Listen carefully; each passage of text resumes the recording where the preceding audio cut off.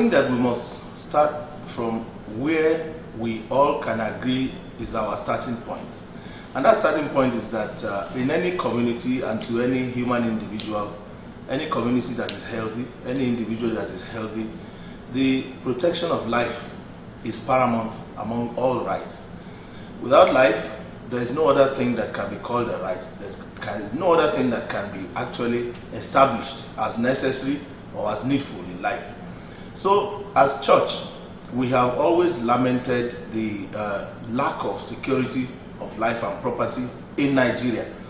And as a matter of fact, the Catholic Bishops' Conference of Nigeria and the Provincial Bishops' Conference of Ibadan Province, in our last few communiques and press statements, we have said that the security apparatus in Nigeria, as many people have said, is already so overstretched and overstressed and needed as much support and help as possible from all quarters, so that people can live, without fear, people can live in peace and harmony.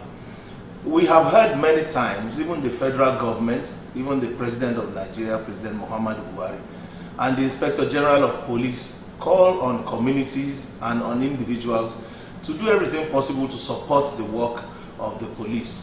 It is lamentable that in Nigeria today, there is hardly anybody that can sleep with two eyes closed. And if you do, your two eyes may sleep, but your heart, your head will not sleep. So it has become so necessary for all of us to think out of the box and find out how to help the Nigerian security apparatus, the police, all the security agencies, how to do the work better, how to make life more livable in Nigeria. Well, the church insists on the primacy of human life and the protection of it. And come to think of it, even without the church saying so, every human being will tell you that the first law is the preservation of life and property.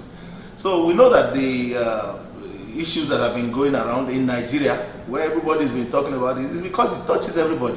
Hardly any family in Nigeria today would say they do not know somebody who has been a victim of rape, of murder, of insurgency, or even armed robbery all over the place.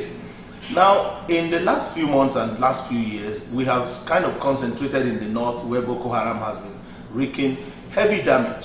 And we have supported the government in everything that it could do to bring down the criminality in that area of the country. But we have seen how this has begun to really spread all over. And because governors themselves are the first security officers of their states, they are obliged to do something. The clamor has been that the governors will please do something. The Western Nigeria Security Network, which has been tagged Amotekun in the Southwest, was welcomed by everybody because of that. Because people are living under fear, people are living under intimidation, people are wondering how and when is this going to stop. So it was welcome on the basis that finally the governors were waking up to their responsibilities. And I think that all we have heard about Amotekun is not about the defense of any territory, it's not about the conquering of another people's territory, it's about the protection of life and property within a certain section of Nigeria. And it's not a new thing. We have seen so many organizations and bodies and institutions come up in the past trying to do exactly the same thing. Even start from gated streets around us. Why do people, neighbors in the street come together and put a gate on their street? It is so that in that locality people can be protected, because the general apparatus doesn't seem to be doing the job. And I really think that that is what the government of the Southwest have done, and we give them kudos for it, because we have recommended as a conference and as individuals the decentralization of Nigeria's security apparatus, so that it can be more effective, so that it can be more localized, so that it can know what is going on at the grassroots. Even the police has called for this. So it became very strange when some people were coming up with legal issues and constitutional issues opposing this move that was only intended to protect the people of the Southwest. As a person, I support that every part of this country will do everything possible to support the Nigerian police. I support that every head of any house at all should do everything possible to support the security network, the security apparatus in his own locality, in his own house. Would there be any law that will forbid the head of a home from securing his home? or prohibit a man from setting up gates. And we all live in prisons in Nigeria today.